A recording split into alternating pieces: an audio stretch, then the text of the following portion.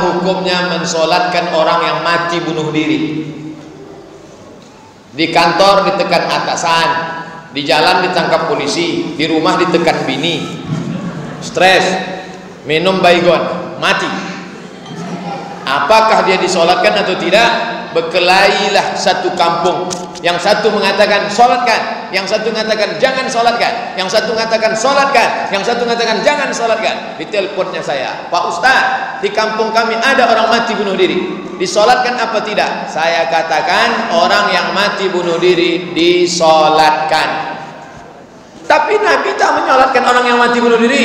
Nabi tidak menyolatkan orang yang mati bunuh diri. Itu bukan linnahi, bukan larangan, tapi lizzajri, teguran. Nabi tidak ikut menyolatkannya, tapi sahabat yang menyolatkan tak dilarang Nabi. Ingat, orang yang mati bunuh diri tetap disolatkan. Dalilnya Nabi tidak menyolatkan karena itu lizzajri, teguran, jangan bunuh diri. Tapi sahabat Nabi menyolatkan, Nabi diam. Diamnya Nabi itu namanya takrir, boleh menyolatkan orang yang mati bunuh diri. Tapi kata Syekh Atiyah Soqar, ada orang yang mati bunuh diri tak boleh disolatkan. Kenapa? Karena beberapa hari sebelum mati dia murtad. Murtad dia sebelum mati, maka dia tidak layak disolatkan. Orang yang murtad gugur 4, tak boleh dimandikan, tak boleh dikafankan, tak boleh disolatkan, tak boleh dimakamkan di pemakaman kaum muslimin. Jadi jenazahnya diapakan Pak Ustaz? Campakkan ke Sungai Siak.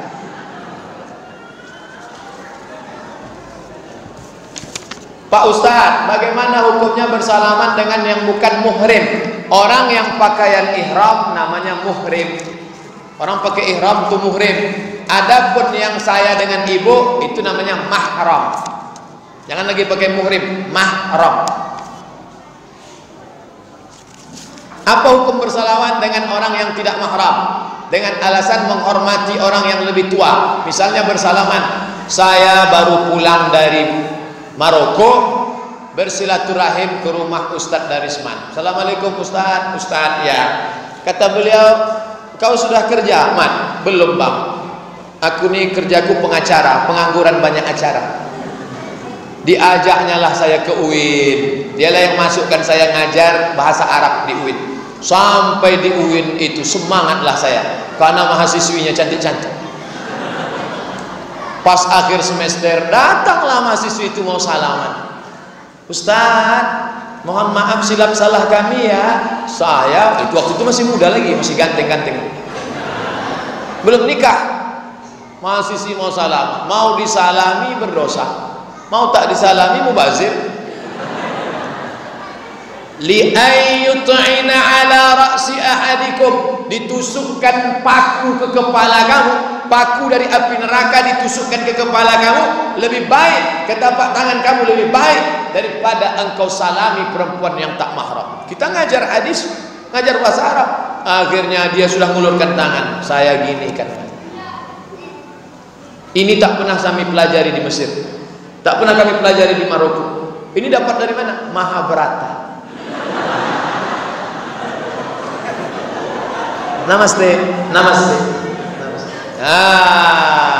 Jadi caranya begitu. Kalau anak-anak gadis mau salaman, tapi kalau nanti nampak saya menyalami emak-emak, Pak Ustadz ikut mak ambo, Pak Ustadz, saya salami. Makcik sehat, amak sehat, apa kabar mak kini sehat? Kemarin saya dari Padang Panjang ceramah, datang ibu-ibu sudah tua. Oh ikut Ustadz Abu Somad. Iya mak, apa kabar mak kini sehat ya mak? Kenapa Ustaz salami? Orang tua boleh, karena dia laisat mahallan lisyahwah, karena tidak membangkitkan syahwat. Tapi zaman sekarang ini zaman edan, ada pula orang pesahwat nengok nenek-nenek. Nama penyakitnya Oedipus kompleks. Makanya ibu hati-hati, kalau ada anak lajang lama megang tangan ibu, cepat tarik, sakit dia. Bila kita sholat subuh berjamaah tertinggal 1 rakaat, masbuk, kita ikut imamnya dari rakaat kedua, mengikut imamnya berkunut. Rakaat kedua dia berkunut. Apakah setelah itu kita tambah 1 rakaat yang tertinggal kunut lagi apa tak kunut lagi? Rakaat yang kedua itu dia kunut lagi apa tidak kunut lagi? Kunut lagi. Pada rakaat kedua menurut mazhab Syafi'i dia berkunut lagi. Apa alasannya? Tadi imam rakaat 2, si makmum itu rakaat 1. Pada saat si imam salam, si makmum tegak, maka rakaat yang kedua bagi makmum.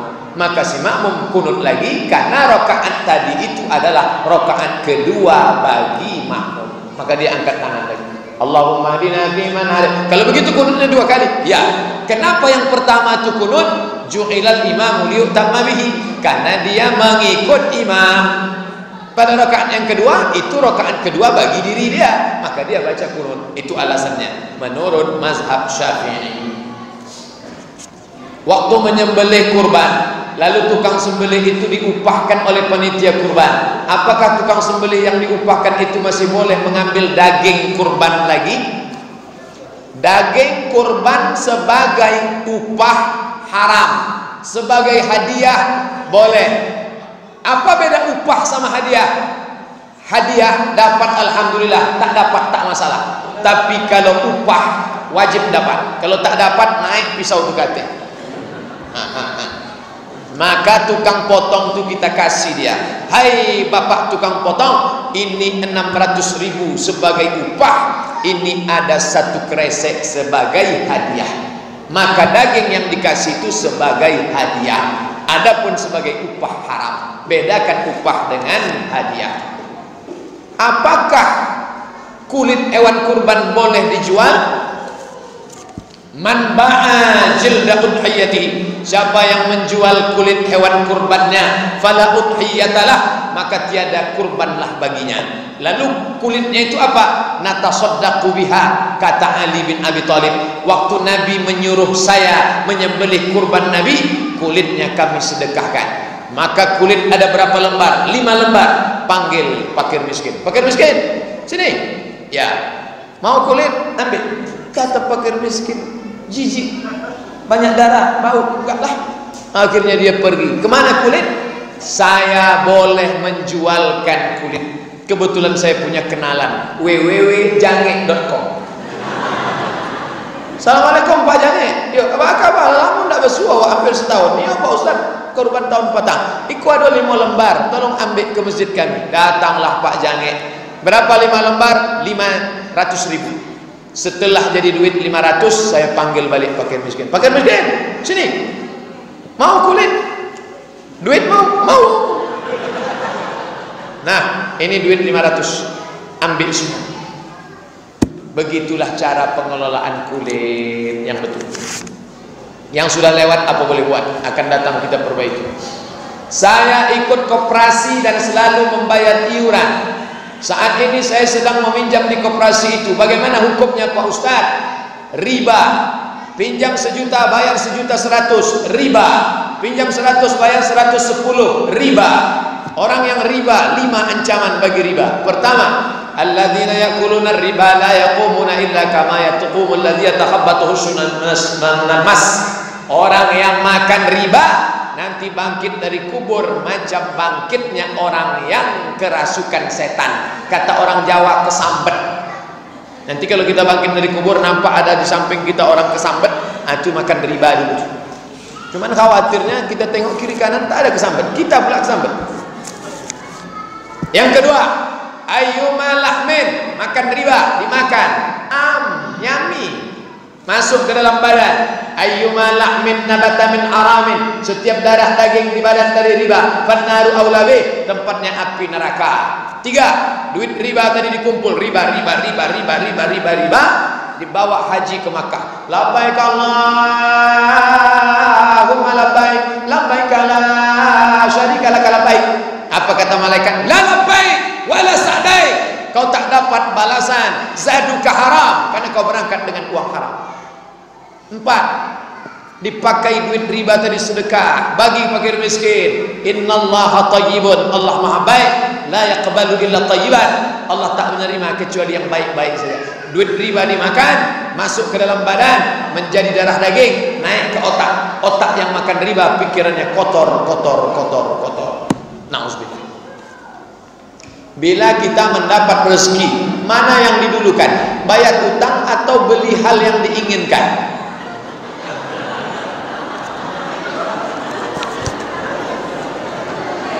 Ini saya tunjukkan ayatnya. Surat Al-Baqarah ayat 282. Ini Samsung sedang murah nih. Al-Baqarah 282. Coba tengok. Ini saya kasih tanda satu halaman.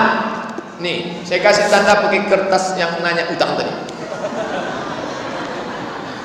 Ya ayyuhalladzina amanu, hai orang-orang yang beriman, idza tadayantum bidainin, kalau kalian menjalin transaksi utang piutang, ila ajalin musamma, sampai batas waktu tertentu, faktubu, tulis. Ayat paling panjang bukan tentang sholat, bukan tentang puasa, tentang hutang piutang, bayar hutang yang sudah jatuh tempo. Orang yang mati syahid tidak akan merasakan sakratul maut, tidak merasakan azab kubur, tidak merasakan hisab, illa dain, hutang. Yang mati syahid saja hutangnya dituntut, apalagi mati konyol. Jadi ya, keinginan-keinginan tunda dulu, bayar hutang dulu. Ini hutang tak ada yang bisa menolong kecuali hutang. Bagaimana sebenarnya tanggung jawab hutang itu, Pak Ustaz? Ayat hutang yang luar biasa. Orang yang tidak membayar hutang mati, maka di akhirat dia mesti cari itu orang. Dia cari di mana? Di padang mahsyar. Mencarinya di padang mahsyar. Di padang panjang aja payah jumpa, apalagi di padang mahsyar. Saya tak sanggup membayangkan hutang piutang. Makanya Ustadz Darisman Ahmad, kalau ada hutang saya waktu di Mesir dulu, tolong izinkan aja lah. Bolehkah puasa Asyura 9, 10 sebaleh dilanjutkan dengan puasa sunat Kamis yang jatuh tanggal 12, lalu dilanjutkan lagi dengan puasa 13, 14, 15 yang berakhir di hari Ahad, pada hari Seninnya dilanjutkan lagi dengan puasa sunnah? Boleh apa tak boleh? Boleh. Udah itu aja. Iya. Kalau cuma bilang boleh tak boleh, kami pun pandai. Dalilnya mana? Dalilnya hadis riwayat seorang laki-laki dari Bahilah, rajulun al-Bahili minal Bahilah. Apa kata dia kepada Nabi? Ya Rasulullah, aku mau puasa. Apa kata Nabi? Wa minal hurumi fasum, berpuasalah engkau di bulan-bulan haram. Bulan haram itu berapa? 4. Zulqa'dah, Zulhijjah, Muharram, Rajab. Andai dia berpuasa full tetap boleh. Tapi bagi perempuan puasa sunat tak boleh kalau tak izin suami. Jangan lupa mengurus surat izin atasan. Beruntung betuah ibu-ibu, suaminya rajin mengaji, balik dari sini langsung dilingkarinya. Hari Senin 9 Muharram, hari Selasa 10 Muharram, hari Rabu 11 Muharram. Jangan lupa puasa 10 Muharram, tapi puasanya 3 hari, 9, 10, 11. Kalau tak bisa 3 hari, 2 hari, 9, 10. Kalau tak bisa 2 hari, 10 saja. Andai tak bisa juga 1 hari, innalillahi wa inna ilaihi raji'un. Nih, boleh dia puasa 4 bulan kalau laki-laki itu memang sehat walafiat. Mencari nafkah wajib, berpuasa sunat. Gara-gara puasa sunat dia tak mencari nafkah, tak betul. Ini orang jahil skala prioritas dalam beramal. Tapi kalau tak ada penghalang, boleh dia puasa sunat banyak-banyak. Rumah saya dekat masjid. Setelah azan saya sholat sunat rawatib di rumah. Bila sebelum iqamah saya ke masjid, apakah sholat tahiyatul masjid? Iya. Mana dalilnya? Idza dakhala ahadukumul masjid, kalau kamu masuk masjid, fala yajlis, jangan duduk hatta yusalli raka'ataini, salat sunat 2 rakaat. Dalil umum. Masuk masjid, usolli sunnata tahiyatul masjid raka'ataini lillahi ta'ala. Salat sunat tahiyatul masjid. Saya alergi dengan angin AC. Saya pun juga. Makanya saya kalau sudah di hotel sekamar sama acara-acara dia pakai AC, saya cari siapa dosen yang tak pakai AC. Tak ada tak pakai AC. Nah, dapatlah saya kamar sendiri. Yang membuat saya bersin-bersin.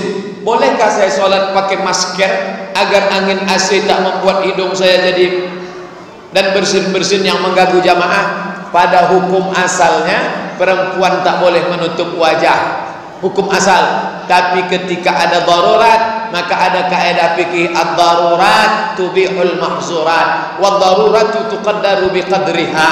Pada saat darurat karena penyakit, jangankan pakai penutup wajah, makan babi pun boleh.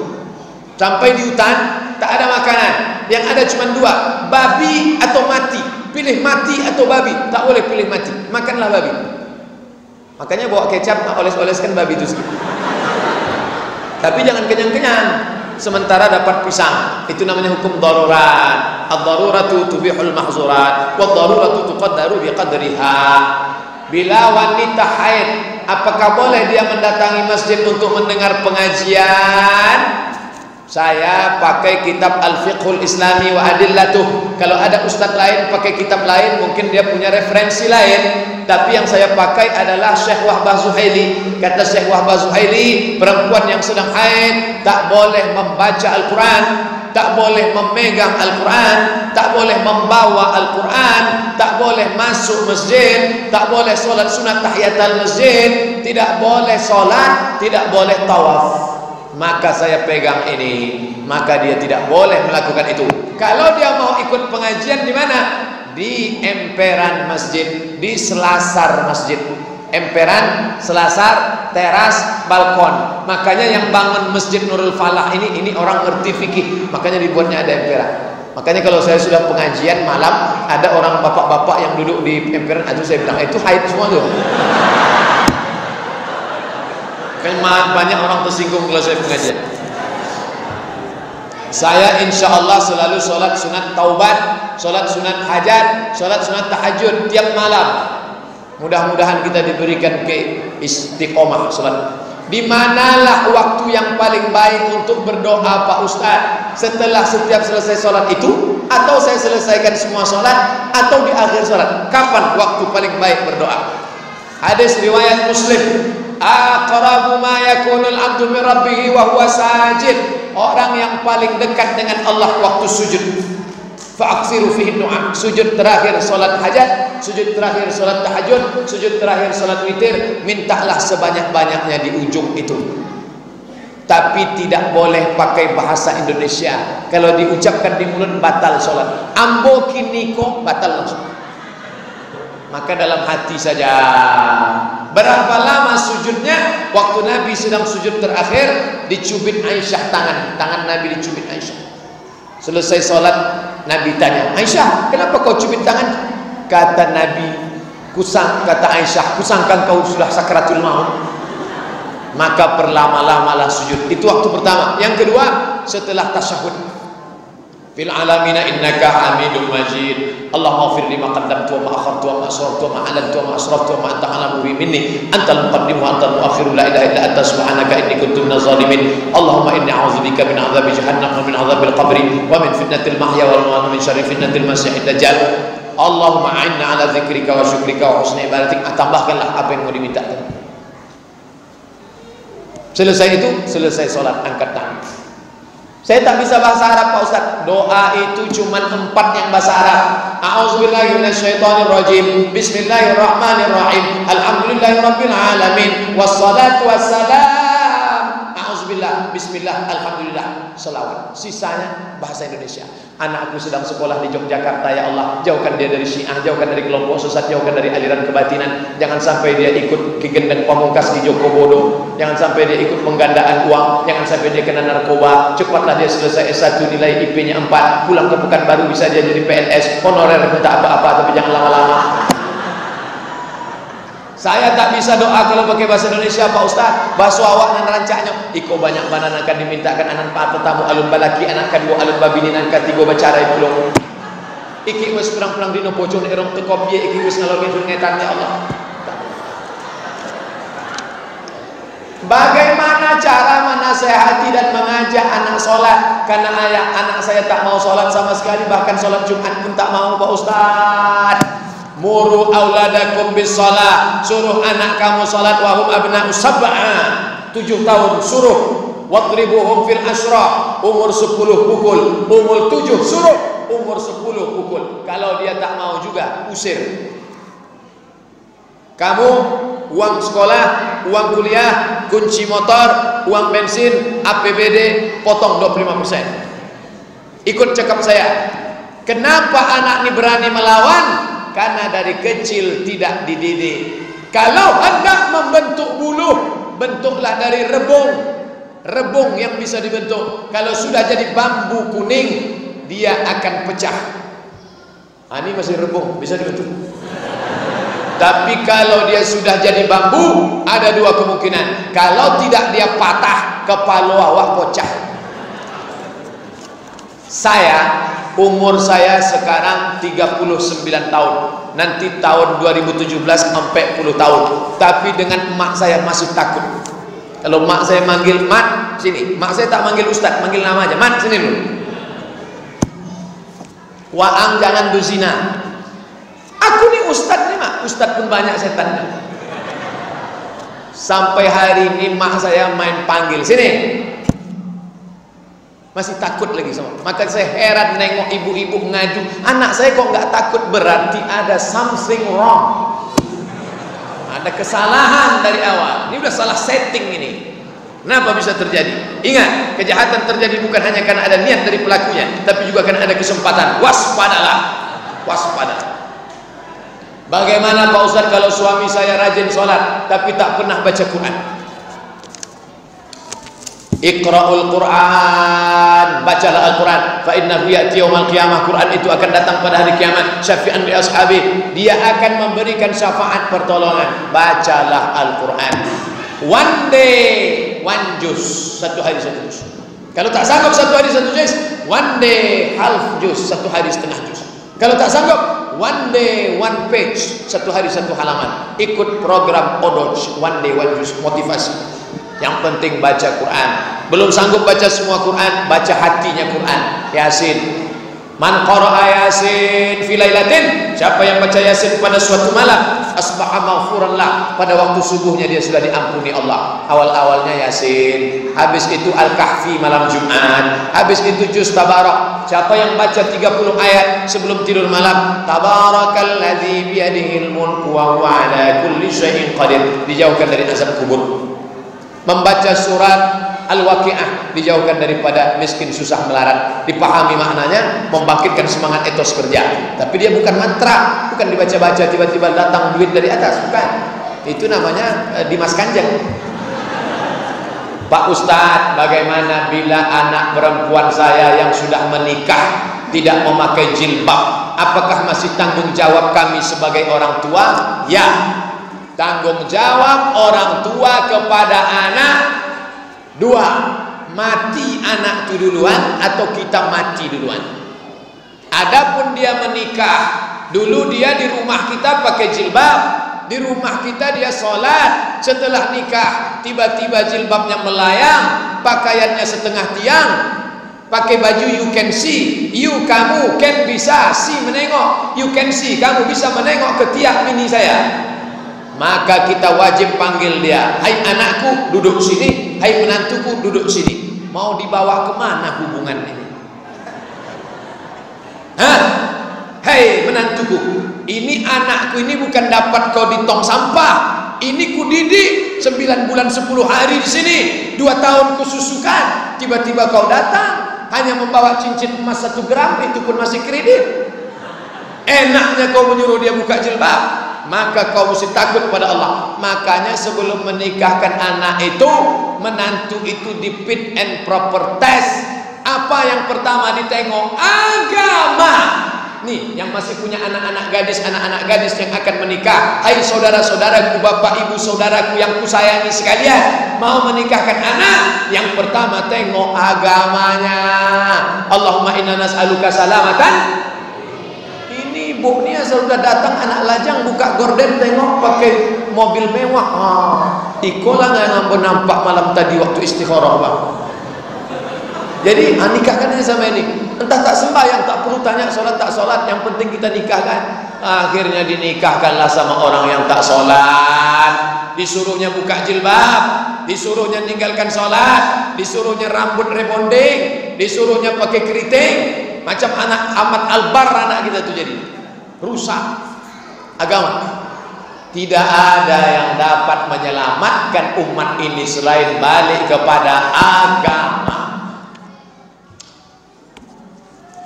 Siapakah mahram kita yang boleh bersalaman bersentuhan dengan kita, Pak Ustaz? Karena antara ipar kita apakah mahram? dengan guru, dengan murid, karena banyak orang sembarangan salaman. Saya dengan mahasiswi tidak.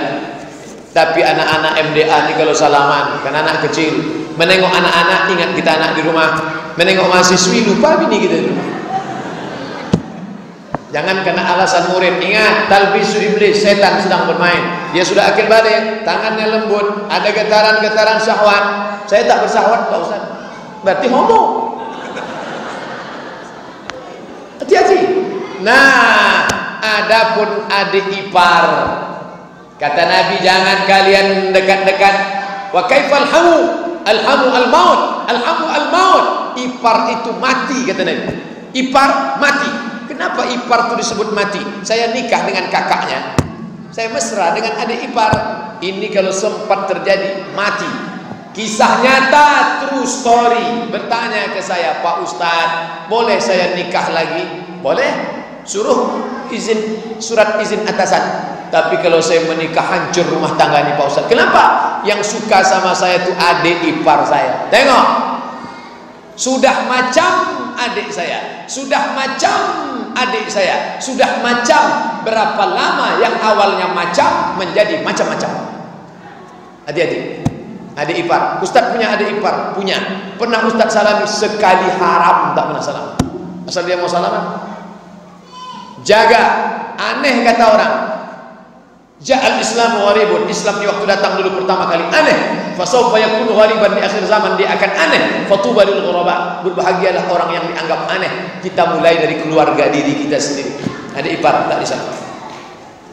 Bagaimana orang sekarang banyak menitipkan anaknya ke orang tuanya karena dia bekerja dan istri bekerja.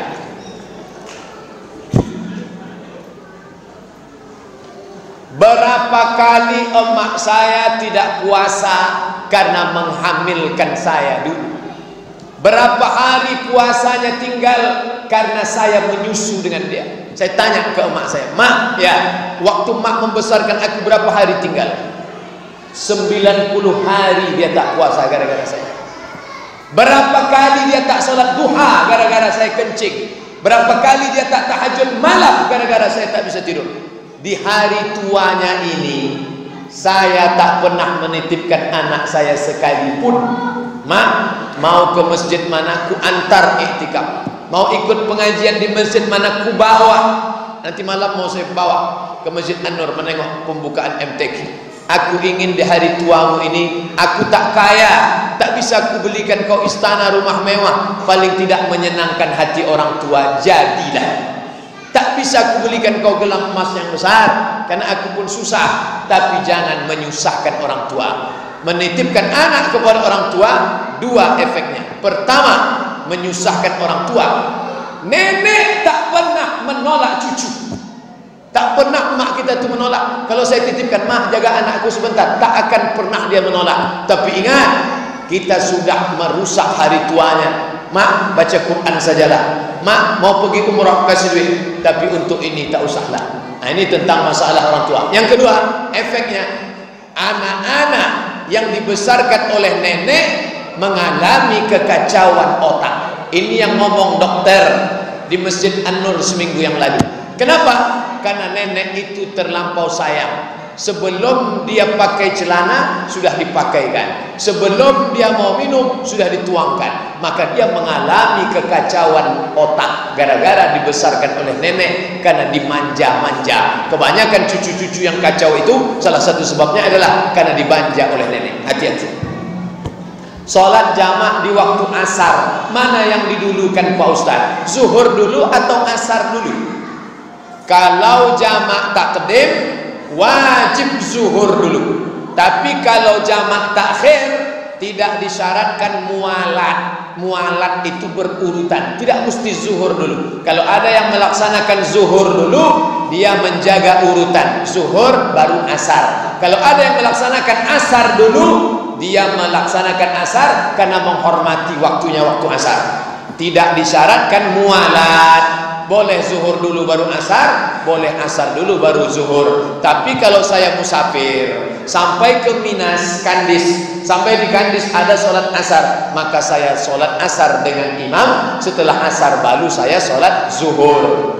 Begitu tentang masalah. Begitu dalam kitab Al-Fiqhul Islami wa Adillatuh Syekh Wahbah Az-Zuhaili. Bagaimana hukumnya membaca doa kunut dalam sholat subuh? Hanafi, Maliki, Syafi'i, Hambali. Yang tidak berkunut itu mudah ingatnya, yang paling tua dengan yang paling kecil. Nah, jadi lapang metal pula. Hanafi paling tua, Hambali paling kecil, itu tidak berkunut. Kenapa di Makkah tidak berkunut? Karena di Makkah itu orang Makkah Madinah mazhabnya Hambali. Itu sebabnya kenapa Makkah Madinah tak berkunut. Tapi Syafi'i dan Maliki berkunut. Saya 2 tahun di Maroko, Maroko itu pakai kunut subuh.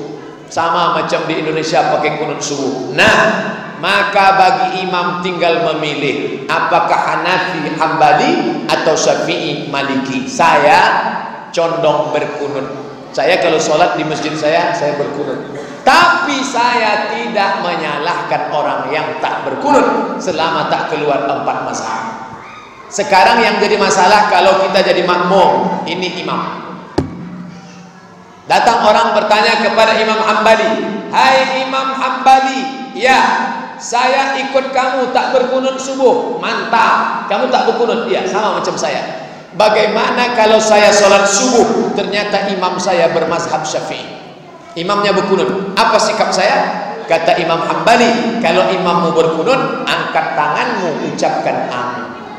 Allahumma hdina fi man hadait, amin. Wa afina fi man afait, amin. Wa tawallana fi man tawallait, amin. Wa barik lana fi ma a'tait, amin. Wa qina bi rahmatika syarra ma qadait, amin."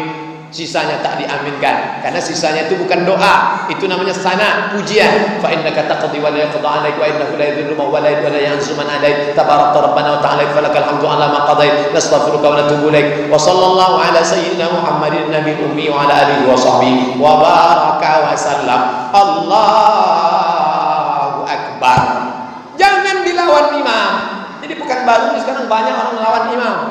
Imam baca kunut dia tahu Allahumma hdina fi man hadait, enggak mau. Benar ada hadis yang menyatakan orang berdoa dan berzikir bersama setelah sholat berjamaah adalah bid'ah. Bid'ah tempatnya adalah neraka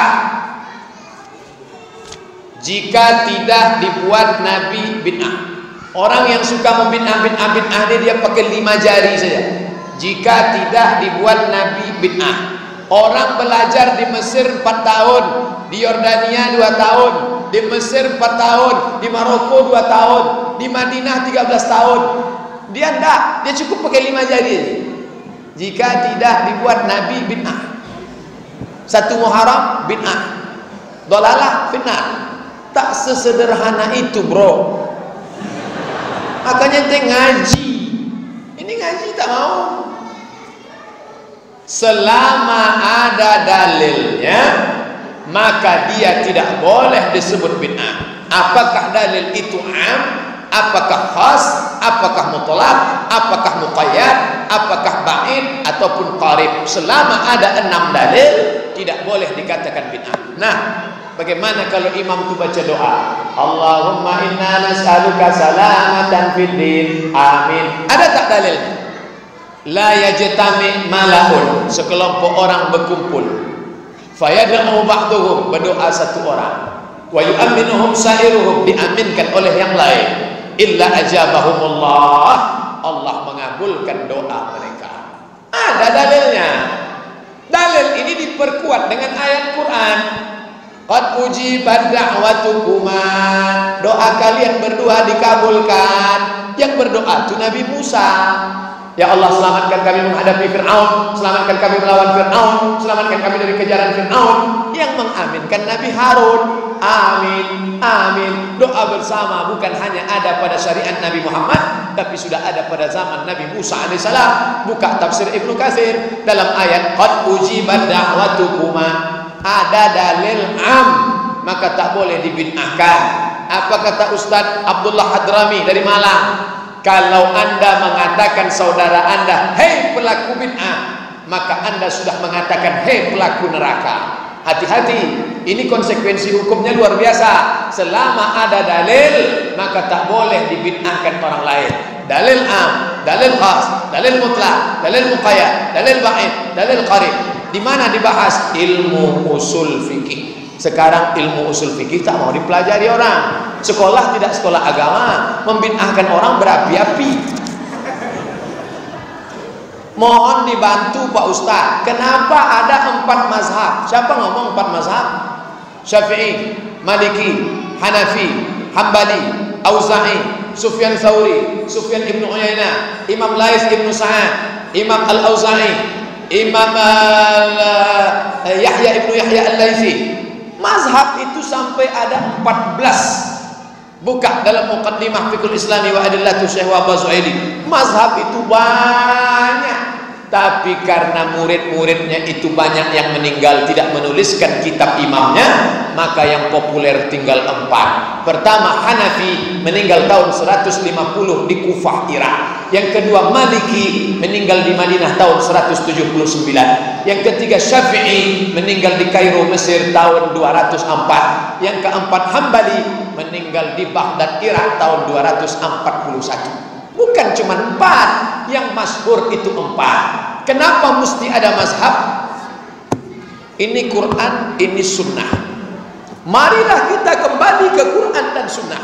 Marilah kembali ke Quran dan sunnah. Tidak semua orang bisa kembali ke Quran dan sunnah. Saya bisa kembali ke Quran dan sunnah, langsung saya kembali ke Quran dan sunnah. Tapi tak semuanya bisa, tak sanggup. Dia harus ke gelas dulu.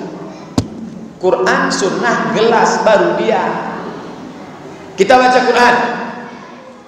Fi qulubihim maradun. Dalam hati mereka ada penyakit. Mana ada penjelasannya? Jadi, maka saya yang tak paham datang ke Dr. Mustafa Umar. Dr. Mustafa Umar, apa artinya ini? Oh, ini artinya ragu. Maka saya sedang bermazhab. Mazhab apa namanya? Mazhab Mustafa Umar. Mazhab itu artinya pendapat ijtihad si imam. Jadi jangan katakan kamu ikut Syafi'i apa ikut Nabi, kamu ikut Syafi'i apa ikut Quran. Itu orang jahil bin bahlul bin goblok. Imam Syafi'i itu hafal Quran, Imam Syafi'i itu hafal hadis, Imam Syafi'i itu gelarnya Nasirus Sunnah. Quran, hadis, ijma', qiyas. 10. Quran, hadis, ijma', qiyas, syar'u man qablana, qaulus sahabi, istihsan, istishab, urf, saddu zara'i. 10 di kepala Imam Syafi'i. Baru bisa dia mengeluarkan satu hukum. Belajar baik-baik. Tinggal 2 kertas lagi. Bapak Ibu sabar. Apa hukum mengadakan wirid Yasin? Karena ada sebagian orang mengatakan bid'ah. Kalau ada orang mengatakan bid'ah, bid'ahnya di mana? Baca Yasin bid'ah. Yasin itu Quran apa tak Quran? Kecuali ada namanya wirid membaca Matius, Markus, Yunas, Yohanes, baru bid'ah. Yasin itu ada dalam Quran. Kenapa Yasin dan dibaca? Karena setiap surat-surat itu ada keutamaannya. Man qara'a surat al-kahfi lailatal yaumal jumu'ah. Siapa yang baca surat al-kahfi malam Jumat, adha'allahu lahu min nur. Diberikan Allah dia cahaya ma bainal jumu'ataini. Ada keutamaannya. Dibaca Yasin kan ada keutamaan Yasin. Oh, bid'ah kalau dibaca bersama-sama. Dibaca bersama-sama itu kata Imam Ibnu Taimiyah. Ibnu Taimiyah mengatakan baca bersama-sama itu hukumnya la ba'sa bih, boleh, tak masalah.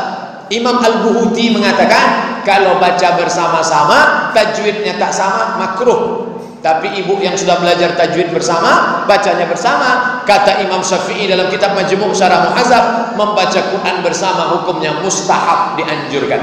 Membangkitkan semangat. Ya, di Maroko sebelum sholat Jumat membaca Quran bersama-sama 1 jam.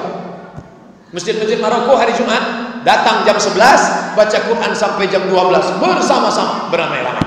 Itu bukan orang kampung kita yang buat. Ustaz, tolong jelaskan biografi Imam Abul Hasan Al-Asy'ari dan kenapa kita bermazhab Syafi'i dalam akidah bermazhab kepada Imam Abul Hasan Al-Asy'ari. Imam Abul Hasan Al-Asy'ari itu awalnya golongan Mu'tazilah. Setelah 40 tahun dia buka jubahnya, dia lepaskan, dia campakkan. Sebagaimana aku mencampakkan jubahku ini, begitulah aku keluar dari Mu'tazilah. Sekarang aku menjadi Ahlus Sunnah wal Jamaah. Membaca ayat Quran tak bisa dipahami secara tekstual. Ar-Rahmanu 'alal arsy istawa. Allah duduk di atas kursi. Macam mana Allah duduk di atas kursi? Kalau Allah duduk di atas kursi, berarti kursinya di bawah. Kalau Allah duduk di atas kursi, berarti Allah mengambil tempat. Kalau Allah mengambil tempat, berarti Allah bukan Tuhan. Karena bertentangan dengan dua ayat. Laisa kamitslihi syai'un wa huwas samiul basir.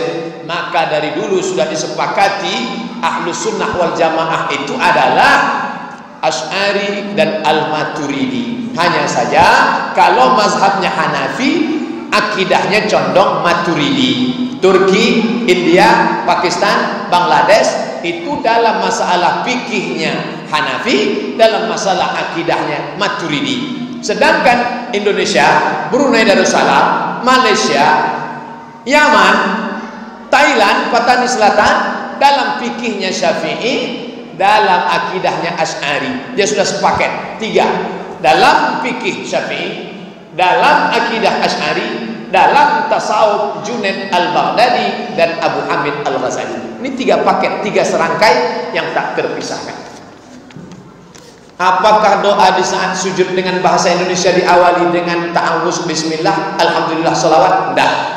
Waktu sujud itu kalau ada dia pakai a'udzubillahi minasyaitonirrajim, bismillahirrahmanirrahim, alhamdulillahirabbil alamin, wassalatu wassalam, boleh. Karena membaca bacaan di dalam sujud itu boleh. Tapi andai dia tidak baca ta'awuz, tidak baca bismillah, tidak baca alhamdulillah, tidak salawat, langsung sudah. Kenapa? Karena semua itu sudah terbaca di awal sholat. Alhamdulillahirabbil alamin. A'udzubillahnya di awal. A'udzubillahi minasyaitonirrajim. Bismillahirrahmanirrahim. Alhamdulillahirabbil alamin. Salawatnya at-tahiyatul mubarakatus salawatut thayyibatullah. Salawat. Andai tidak, maka sudah tercover dengan itu.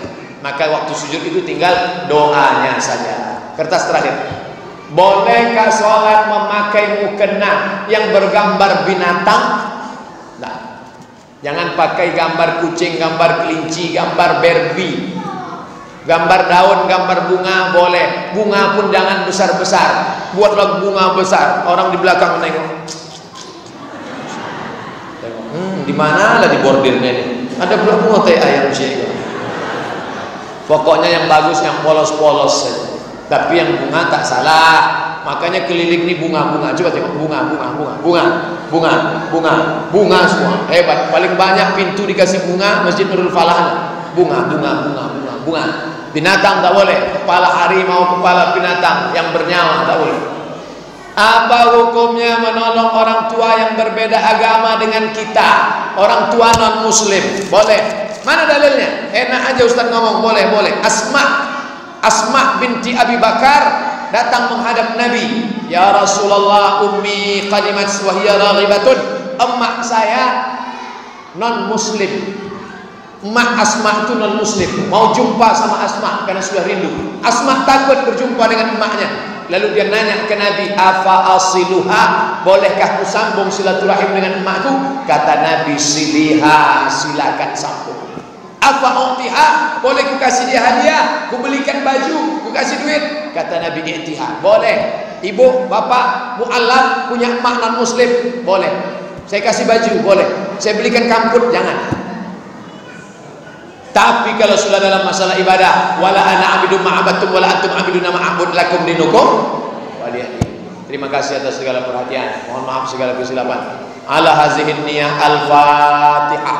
A'udzubillahi minasyaitonir rajim. Bismillahirrahmanirrahim. Alhamdulillahirabbil alamin. Ar-Rahmanir Rahim, Maliki Yaumiddin. Iyyaka na'budu wa iyyaka nasta'in. Ihdinas siratal mustaqim. Siratal ladzina an'amta 'alaihim ghairil maghdubi 'alaihim waladdallin. Amin. Allahumma inna a'udzubillahi minasyaitonir rajim. Bismillahirrahmanirrahim. Alhamdulillahirabbil alamin. Wassalatu wassalamu ala asyrafil anbiya wal mursalin wa ala alihi wa sahbihi ajma'in.